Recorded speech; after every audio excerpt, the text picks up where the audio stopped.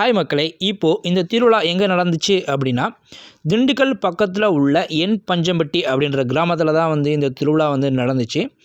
ஆமாங்க, இந்த என் பஞ்சம்பட்டி எங்கே இருக்குது அப்படின்னா வந்துட்டு, திண்டுக்கல்ல இருந்து நம்ம மதுரை போகிற ரூட்டில் ஒரு 30 மினிட்ஸ் நம்ம பஸ்ஸில் ட்ராவல் பண்ணோம் அப்படின்னா, இந்த அழகான கிராமத்தை வந்து நம்ம வந்து ரீச் ஆகிடலாம்.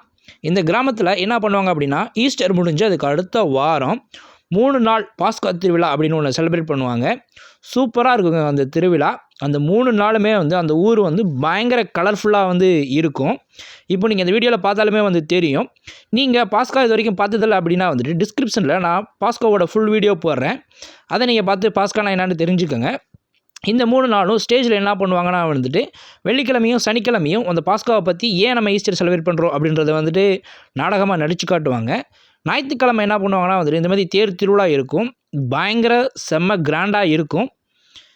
இங்கே பாருங்கள், கடைசி நாள் வந்து இந்த திருவிழா வந்து எப்படி செலிப்ரேட் பண்ணுறாங்க அப்படின்னு.